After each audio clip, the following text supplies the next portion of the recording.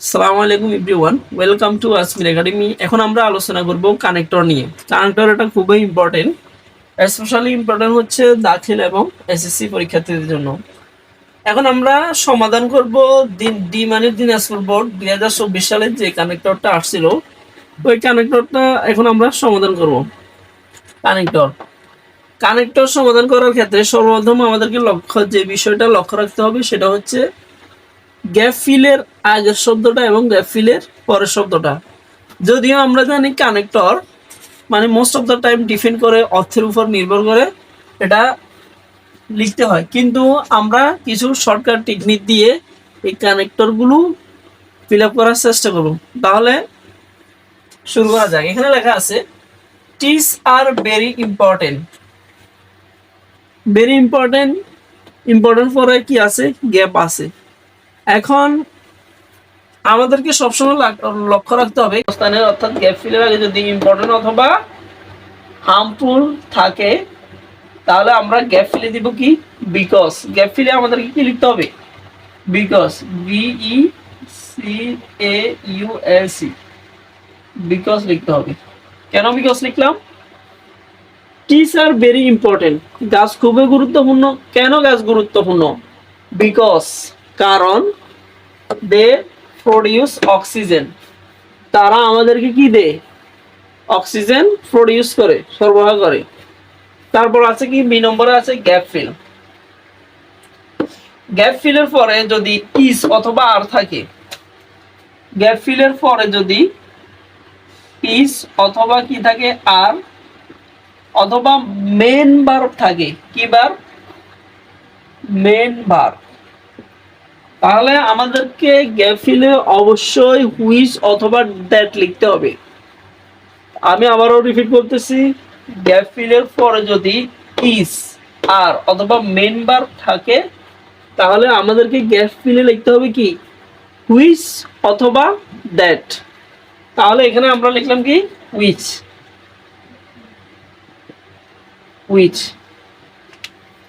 তাহলে হুইচ যেটা is must for man, যেটা মানুষের জন্য খুবই গুরুত্বপূর্ণ, আবশ্যিক, অ্যান্ড অল লিভিং বিং, অর্থাৎ বসবাসরত মানুষের জন্য যেটা খুবই কি? গুরুত্বপূর্ণ, মানে আবশ্যিক। তারপর এখানে আছে full stop. We must realise, আমরা জানি যে রিয়েলাইজ দ্যাট, আমরা অবশ্যই উপলব্ধি করতে পারি যে রিয়েলাইজ দ্যাট এটা হচ্ছে মুখস্থ অংশ। রিয়েলাইজ দ্যাট, রিয়েলাইজ দ্যাট, এটা আমার সাথে সাথে আপনারা মুখস্থ করবেন। রিয়েলাইজ দ্যাট এটা অর্থের উপর ডিফেন্স করে, অর্থাৎ রিয়েলাইজের সাথে সবসময় কি বলবে? THAT, realise that. তারপর আছে কি? দে হেল্প, এটা আমরা উপলব্ধি করি যে দে হেল্প আস, তারা আমাদেরকে কি করে? হেল্প করে, সাহায্য করে। ইন মেনি ওয়েজ, বিভিন্ন উপায়ে। তারপর আছে দেখেন full stop. Dash, dash trees are less in number. এখন এখানে মোস্ট একটা ইম্পর্টেন্ট কথা হচ্ছে এখানে dash trees are less in number. এখানে দেখেন এই যে নাম্বারের পরে একটা কমা আছে, তারপরে আছে কি? দে আর উইল। দে আর কি? উইল। যদি এরকম থাকে শূন্যস্থানের পরে যদি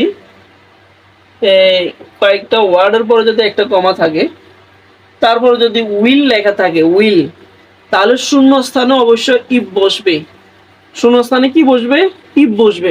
অথবা শূন্যস্থানের পরে যদি সাবজেক্ট, সাবজেক্ট কি কি? I, we, you, he, she, ইট।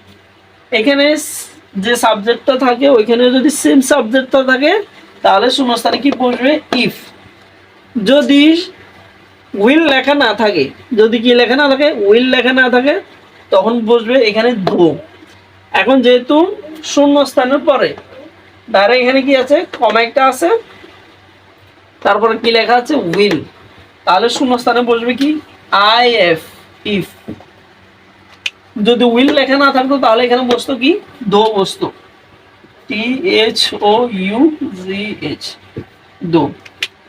আরেকটা কথা হচ্ছে ডাইরেক্ট শূন্যস্থানের পরে যদি কমা থাকে, এখানে যদি ডাইরেক্ট শূন্যস্থানের পরে একটা কমা থাকবে, অনেক সময় থাকে, অধিকাংশ সময়, তখন শূন্যস্থানে বসে কি বিসাইডস, কি বসে BESIDES, বিসাইডস অথবা মোর ওভার, MORE, মোর OBER, মোর ওভার। তখন শূন্যস্থানে বসে বিসাইডস অথবা কি মোর ওভার। তারপর amount of carbon die oxide in the atmosphere.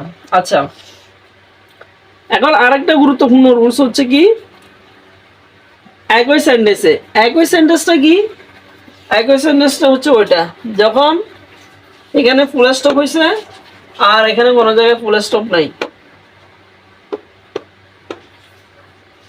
একদম ফুল স্টপ কোথায় শেষ হয়েছে, এখানে এসে শেষ হয়েছে। একই সেন্টেন্সে যদি দুইটা গ্যাপ ফিল থাকে, একই সেন্টেন্সে যদি দুইটা গ্যাপ ফিল থাকে, প্রথম গ্যাপ ফিলে তো যে কোনো একটা বসবেই, দ্বিতীয় গ্যাপ ফিলে অবশ্যই আমাদেরকে দিতে হবে এন্ড। আবারও রিপিট করতেছি, একই সেন্টেন্স বলতে এই ফুল স্টপের যেমন ধরেন এখান থেকে আমি বলি এখান থেকে এ পর্যন্ত, এটা হচ্ছে একটা সেন্টেন্স। কেন? কারণ এখানে ফুল স্টপ শেষ হয়েছে, এখান থেকে সেন্টেন্সটা শুরু হয়েছে, আবার এখানে শেষ হয়েছে। এখন এখান থেকে ফুল স্টপ শেষ, তাহলে সেন্টেন্সটা এখান থেকে শুরু হয়েছে, এখানে শেষ হয়েছে। তাহলে দ্বিতীয় সেন্টেন্স যদি একই সেন্টেন্সে দুইটা গ্যাপ ফিল থাকে, প্রথম গ্যাপ ফিলে তো যে কোনো কিছু বসবে, দ্বিতীয় গ্যাপ ফিলে অবশ্যই আমাদেরকে এন্ড লিখতে হবে। দ্বিতীয় গ্যাপ ফিলে আমাদের কি লিখতে হবে? AND, and. তাহলে আমরা কোনো রুলস ছাড়াই এটা কিছু শর্টকাট টেকনিকের মাধ্যমে সমাধান করলাম। পরবর্তী ক্লাস পেতে অবশ্যই চ্যানেলটা সাবস্ক্রাইব করবেন এবং পাশে থাকা বেল আইকনে ক্লিক করে দিবেন।